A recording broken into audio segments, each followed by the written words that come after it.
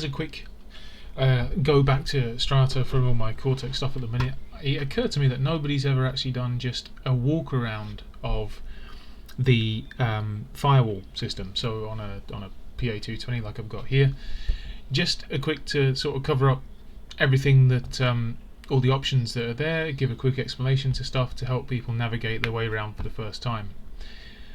Palo Alto is it's a very complicated device. It works very well, but sometimes people can get caught out if they don't know where to look and what to do, as you can with any device. So starting from the top, let's start on the device tab here.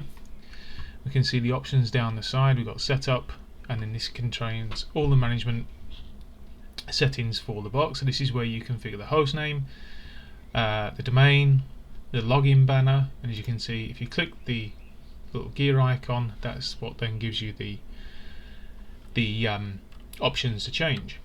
So and here you've got things like automatically acquire commit lock, certificate expiration check, and so on. Panorama settings, if it is connected to Panorama, you come in here, you've got your Panorama servers there, so that's where you put your Panorama servers. Disable Panorama policy and objects, speaks for itself. Disable device and network template, again speaks for itself. Enable pushing device monitoring data to Panorama, so that's again the device monitoring data go into Panorama, so that, I mean, that would be ticked by default, and it's the way to do it, because obviously you want your monitoring to go there. Okay, so the automated, just to go back to that quickly, so the enable automated commit recovery is if as a result of a push or a commit, the firewall loses connectivity to Panorama, it will roll back that last commit. So number of attempts to check for Panorama connectivity, 1, interval between tries 10, so if it doesn't manage to get back to Panorama, it will automatically roll back the commit that broke it. Device certificate is device certificate. Authentication settings, here you can set your authentication profile for use for non-local admins. So if you wanted to use ICE2FA or you want to use Radius TACACS, that's for your login system. Okay, API keys, so when you create an API key, you've got a lifetime, you can then change that to expire at a certain time, so they only last for so long. Certificate profile for the front of the box, I haven't actually done one as yet. Failed attempts, I've really got very bad configuration there. In fact, actually I will change that now. And then lockout time 5. You can expire all API keys from here, so if you create an API key and then you want to expire them, all good. Okay, so let me do that in its own time. Secure communication settings, certificate profile, basically saying that you are using a certificate profile for your communication between this and Panorama, or PanDB communication, or enables a secure WildFire communication. It's basically so the firewall can ensure that where it's getting its information from, or where it's connected to, is the device that you want it to be connected to, or the service. Banners and messages. Message of the day. When you log in, you get a message of the day. You can configure a different color, different icon, customize it pretty much how you want. Header banner mode 44. That's a message. That's a wonderful thing you can see there. And header color blue. So you can configure all your, you can customize all your stuff there.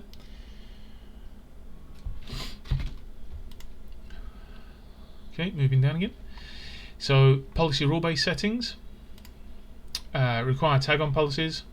Requires a tag on the policies. Require description on the policies. Fail commit if policies have no tags or descriptions. So if you enable these, that one then becomes live. So it will fail to commit if you haven't there. Require audit comment on policies. So again, same thing again. So essentially, if you click require audit comment on policies, If there isn't an audit comment, then you won't be able to commit it, and then show the policy policy rule hit count and policy application usage. Login and reporting settings.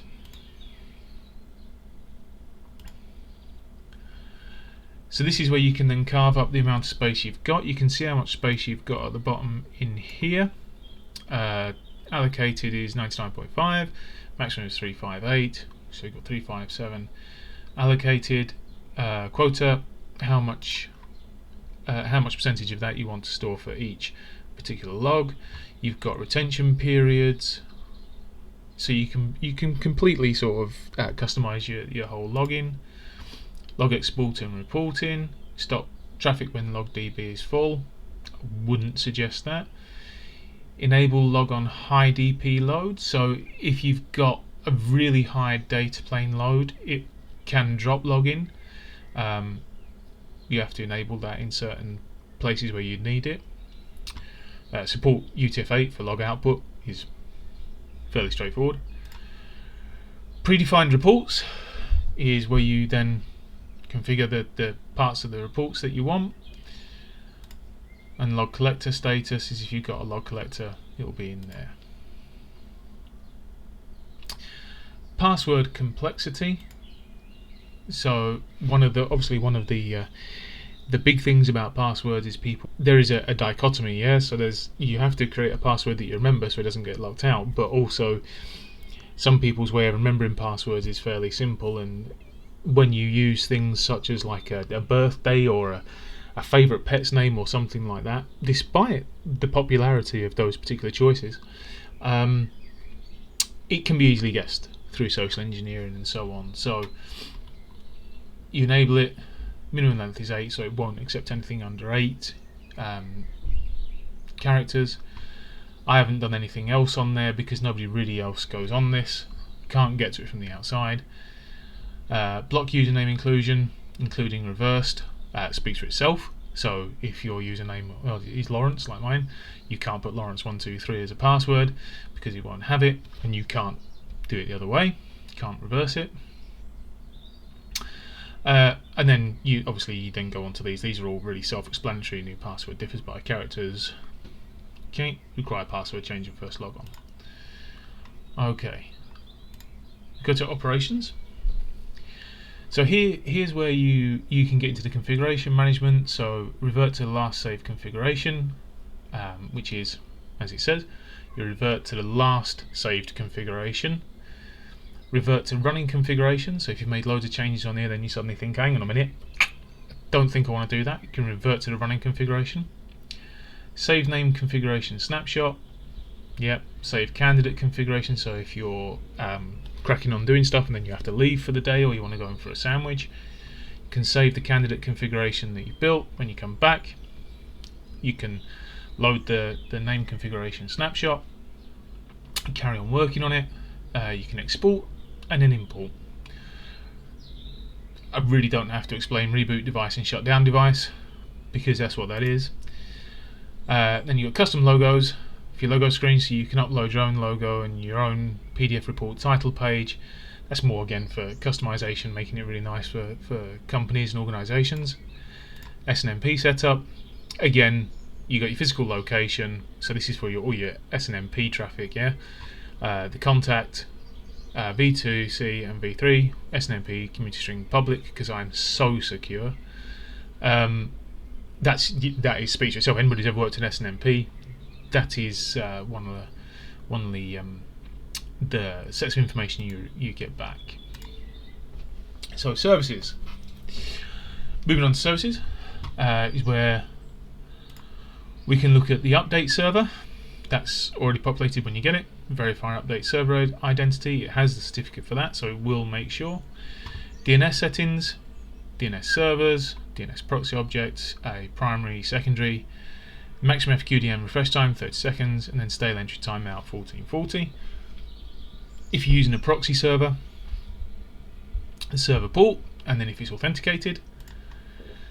NTP, you can configure 2 NTP servers, primary and secondary. Surprise, surprise, I use these. Don't know what to say about that, right?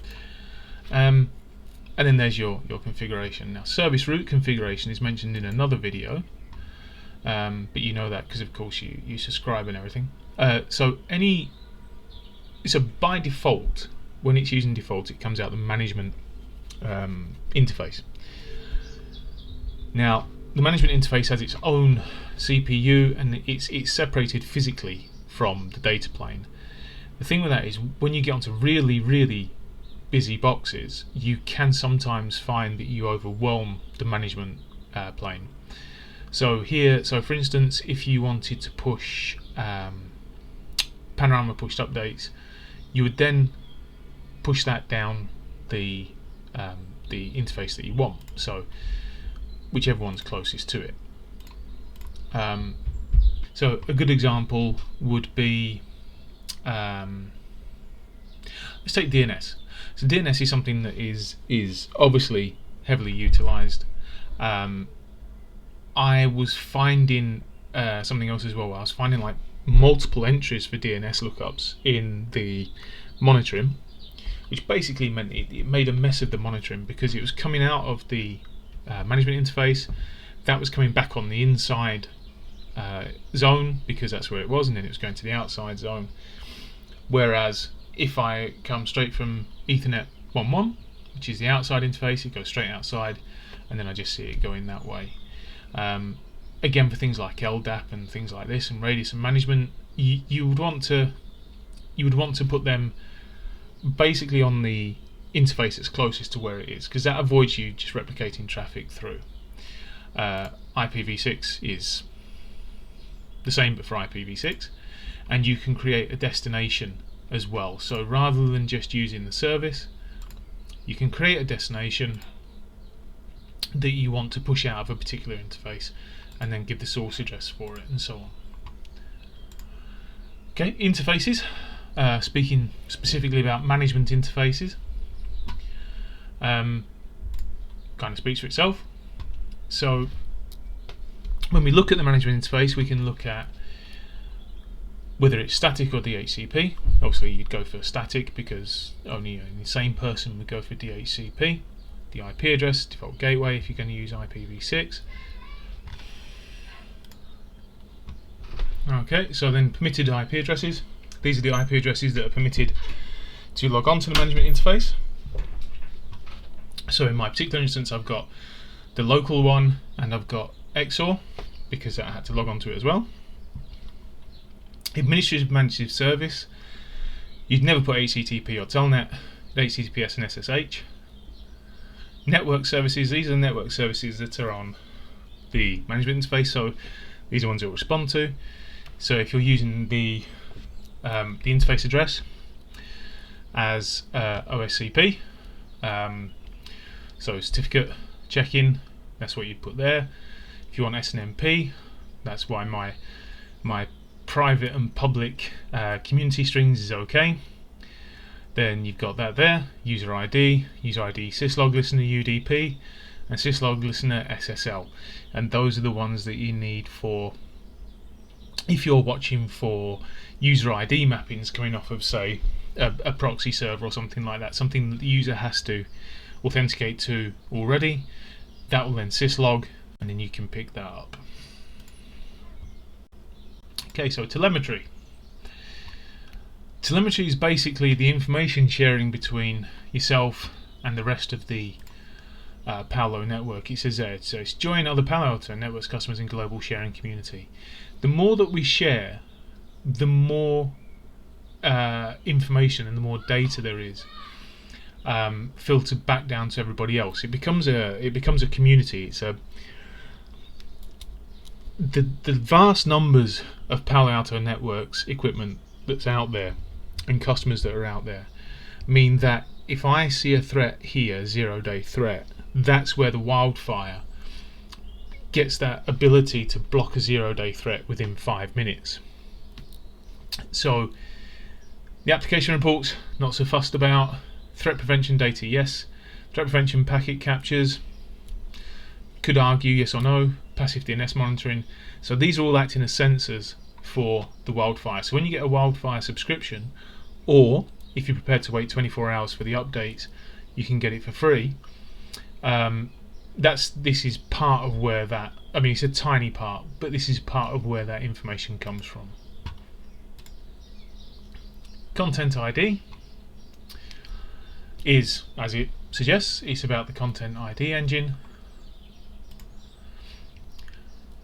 These are just the timeouts, your admin timeout. So if you're overriding Content ID, hold the client request for category lookup.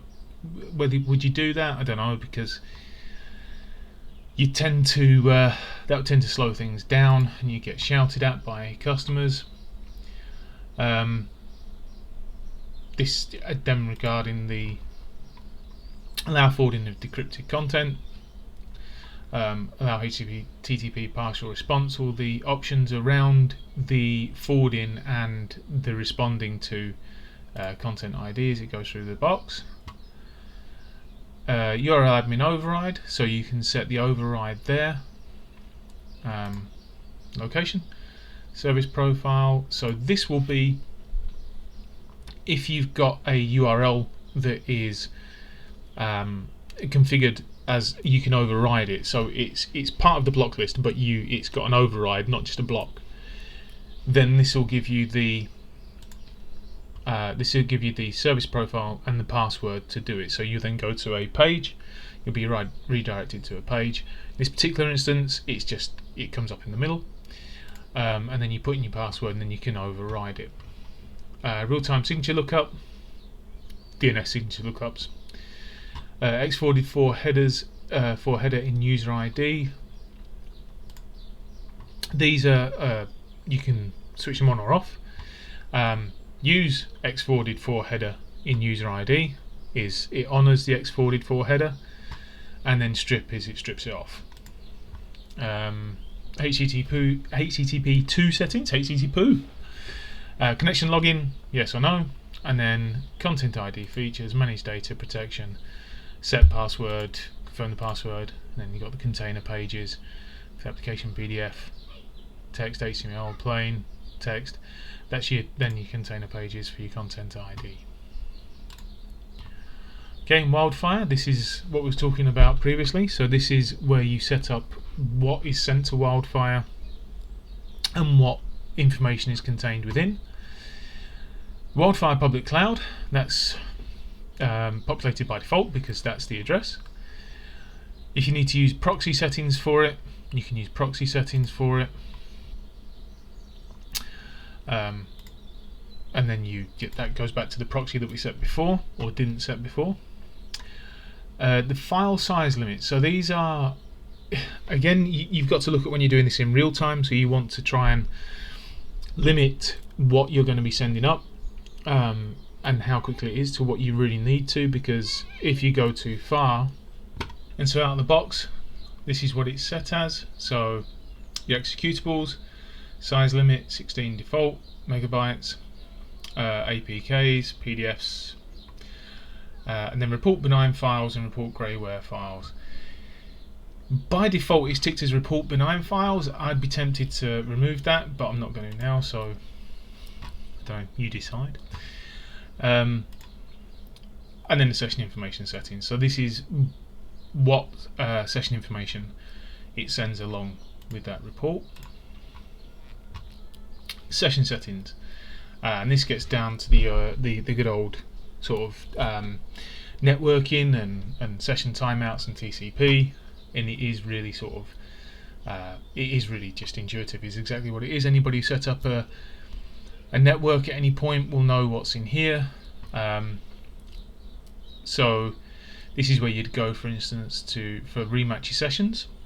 So if you have sessions going through the box, which you should do, and you push a policy, and that policy then changes the nature of whether those sessions would be allowed or not, so on rematch sessions it then rematches the sessions against the new policy, and if something is not allowed it will be dropped. I don't see any reason not to have it on.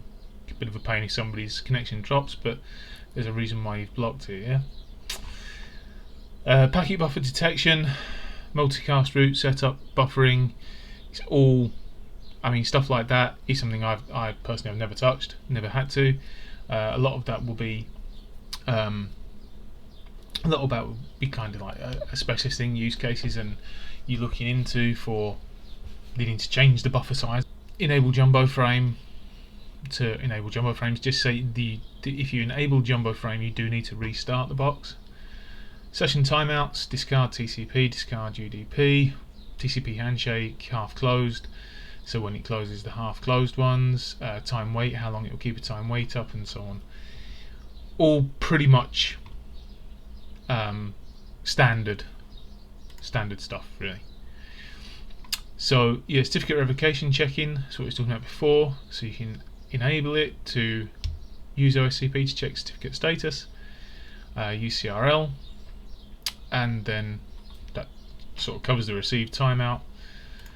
SSL4 proxy settings, RSA key size defined by destination host, ECDSA key size defined by destination host, or you can configure them separately.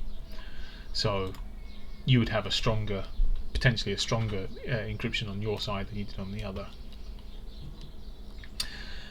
Okay, and that is really the setup tab on the device. If we go to HA, this is where you set up your high availability, which of course makes sense. Enable which group it is, active, passive, active, so if you want both of them to be active, and then on each box you'd have your PRHA1, which is the link address, so that's its main controller link, and the backup HA1, so you can have two, as you can see there, HA1 and HA1 backup. So on this box you would have, say if this was box A, you'd have the address for box B in there, and then vice versa. The control link, which port you're going to be using. So non-dedicated out-of-band management interface for HA1, user management port for it, encryption enabled, so if you want to encrypt it.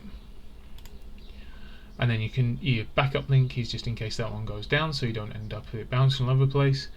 Data link that's where all your sessions are replicated between the two, and keeps your connection tables intact so that you can fail over between the two of them. And again, that's a backup one as well.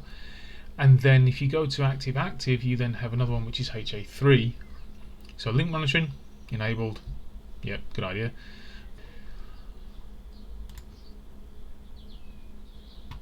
So onto config audit, and this is where you can essentially if you see these now, you've got the committed versions, when it was committed and by who. So if we wanted to compare that one to, let's say,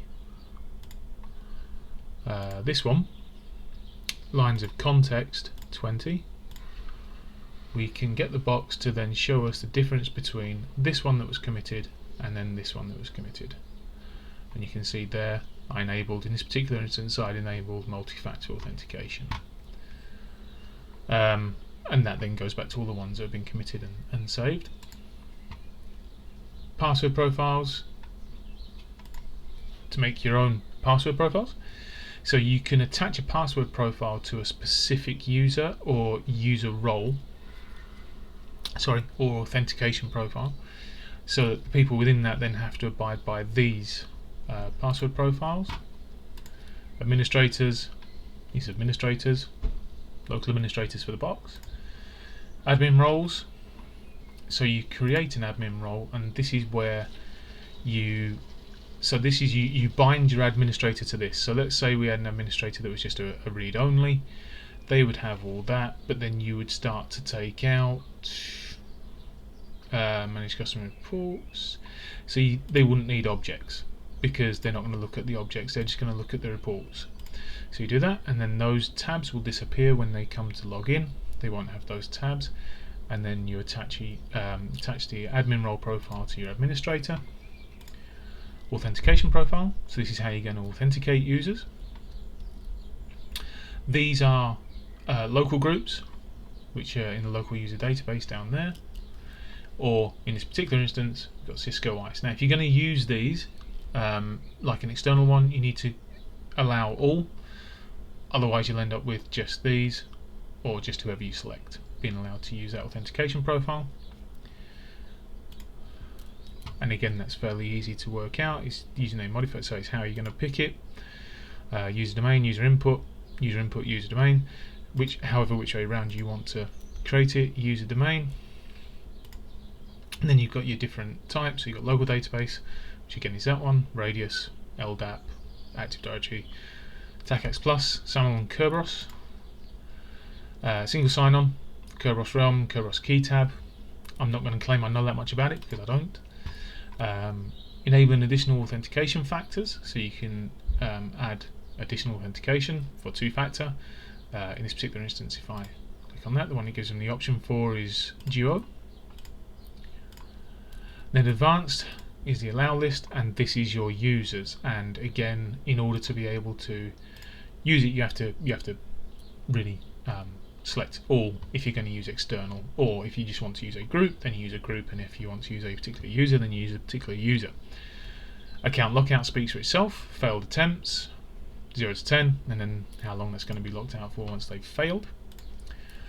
Authentication sequence is a sequence of authentication profiles that the box will use to try and authenticate a user. So you've got your authentication profiles. If I was to put home VPN in there, then ICE underneath, what it would do is it would try and authenticate the user to home VPN. If that failed, it would go on to ICE, and if that failed, then it's 2 strikes and you're out. User ID. So this is now speaking about how the device deals with user identification and the configuration around that. So you've got the user mapping, the user ID agent setup, which is talking about how you're going to monitor and how you're going to get your user IDs. So you've got server monitor account. That's going to be the box will log on to the server monitor. Windows server monitoring, enable security log, so you're going to monitor the security log on the Windows server. That's going to watch for the log on and log off events. Enable session monitor if you've got Novell, eDirectory monitoring, and then syslog listener settings, so if you're listening for things such as authenticated proxies and so on. Client probing. If you enable probing, that's going to be the WMI probing. One thing to remember here is that if you enable probing and you also enable user ID on your external interfaces, you will send your probes out onto the internet, and that could potentially hand out quite a lot of information. Cache. Enable user identification timeout. You need to do that, otherwise you can end up with people bound to all manner of IP addresses, especially if you have something where there's a lot of movement. Allow matching usernames without domains, so ignore the domain. NTLM authentication processing. Redistribution. So if you're going to have this firewall, for instance, redistribute your user mappings. Let's say that this firewall is closest to your Active Directory server and you want it to redistribute the mappings. You can configure that here, so you user ID mappings. Syslog filters, I just absolutely detest regex, but it is very important. And so then basically this is just looking at when you're listening for syslog, you can listen for it, and this is how it's going to pull the usernames. You can see username there, user, and it will pull that based on the regex on the syslog that comes from these particular devices. And then ignore users is ignore particular users. Server monitoring. If you're going to monitor a server, Active Directory, Microsoft Exchange, syslog sender. That's how you set the monitoring there, and then include exclude networks. So if you want to include certain networks, such as like local LAN that you're on, but you want to exclude, I don't know, let's say Global Protect address range, because Global Protect will provide its own user mappings. Then you put that in there. Certificate profile for user ID. User ID agents. So if you, in this particular instance, this is AD, and it's the user agent sat on an Active Directory read-only domain controller. This was set up specifically for user credential detection, and there'll be a video on that later. Terminal server agent. So if you have a terminal server agent, so on terminal servers it's difficult because everybody that logs onto it is going to come from the same IP address. So what this does then is this looks at the port number as opposed to the IP address of the person that's logging on. Group mapping settings, user and group attributes, which server profile we're going to use, so LDAP server if you want to connect it, the user domain, the group objects, so where you're searching from, the object class, and then the user objects. User and group attributes. These are all your attributes within LDAP that you can look at. Group include list, so available groups, and then they're there, and then if you want to include them, then you'd include them in there. That will be populated once your LDAP server set up. And then custom group, you can create your own custom group and LDAP filter. Did I miss one there? Captive portal. Captive portal is another way of mapping user ID when a user comes onto the network, or they hit a captive portal rule policy. They're presented with a captive portal and they have to log into that, and this is the settings for around that.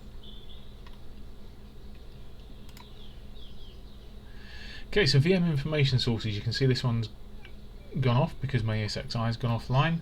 So if you're going to AWS VPC, so you can set this up so that it will poll AWS using your secret access key, and then as you bring up and shut down virtual machines, the firewall is then aware of it, will tag it, and then can adjust your policies to follow.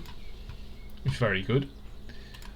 Troubleshooting has all manner of good things in it. You've got security policy match, so you can match, well, you've got it all there: security policy match, quasi policy match, authentication policy match, and so on. And then that allows you to run a test against everything that's on your box to make sure if something's not working, you can check and see whether it's going to be matched against what rule it's going to be matched against, and show potential match rules until the first allow rule, and so on. Basically allowing you to troubleshoot traffic going through the box really quickly and really simply. Okay, so the next video will be on certificate management and response pages, and then server profiles, and then the log exporting and the software and dynamic updates and so on. And then we'll move on to network and objects and policies and further down. I'll just commit the change that I wanted to do. Any questions, any queries, mode44.co.uk, or just leave a comment underneath. Not about me being boring, because I'd like to try and avoid that. Like and subscribe because it really helps out, and I'll see you in the next video for certificate management.